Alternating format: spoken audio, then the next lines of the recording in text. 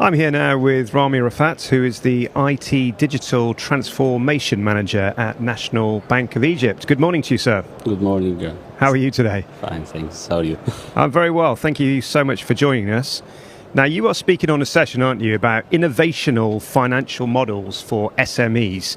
How are digital and open banking models helping to reshape that landscape? For SME, it is having a different mentality because he needing to it's have mentality of retail and he needs a feature of corporate, and that's making it is difficult for banks to how to serve them. So we are trying to making digitalize the services for them and make it paperless for them, and that's making us to allowing them to open accounts, manage its loan, money flow tools. We are trying to provide them a lot of services. As well for open banking, we are trying to making an integration with a lot of fintech and third party, and that is making allowance for SMEs to sell their products. It's very faster and it's very easier. So we are do our best in this field. Sounds good. Now, I read about your partnership with MasterCard, which was fascinating, your AI-powered digital employees. So I'd love to hear a bit more about that and maybe how such innovations are really enhancing your customer centricity. This robot we have launched it in the latest Cairo ICT event.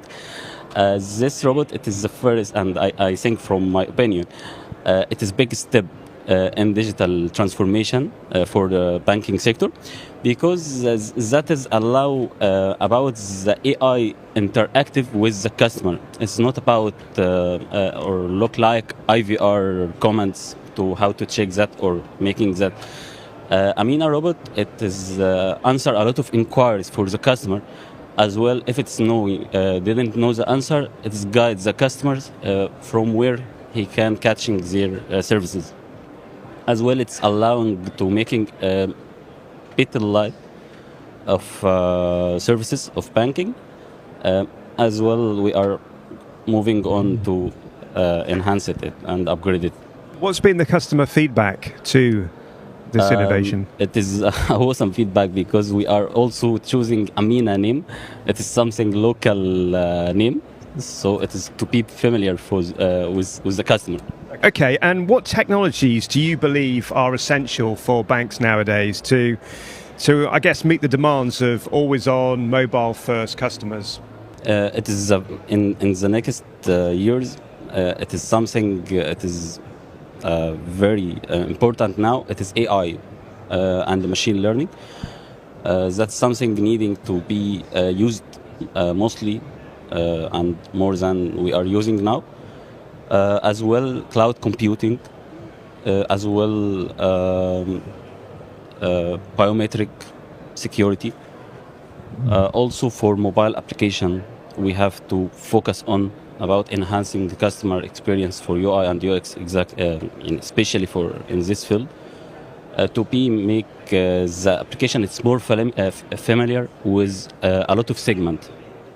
As you know, it is currently now we have a big segment. It's Gen Z, so we are trying to make the application it is more familiar with Gen Z and other customers as well.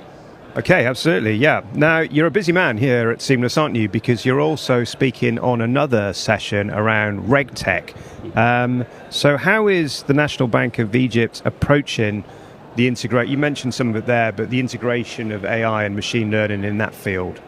We are trying in this session to focus on how the RegTech it is allowing the compliance to having low risk. We cannot mitigate the risk 100%. So we are trying to making the compliance and risk departments. They are focusing on the review about or spotting in the risk from itself, not monitoring all the transactions, because it is very difficult to any human, and it's making us making a human fault. So we are trying to using AI and Gen AI to spotting or get alert for the compliance for only the risk transaction. And the human, we cannot keep the human. The human, he can from himself to review the technology, what it is do, and review the workflow. As well, till now we cannot in AI to handle the special cases and the exceptional and complex decision. As well, that is will be done by human. He will taking something, all the time, and all banks and fintech. We having an special cases and complex decision. So that will be taken by the human. Okay, brilliant. And looking ahead then, just we'd like to finish off with a question where we look into the future and hear about what's happening next at National Bank of Egypt. What initiatives do you think will spearhead your strategy over the next 12 to 18 months? Our main strategy, I think we are trying to do our best to enhance the user experience, especially in UI UX.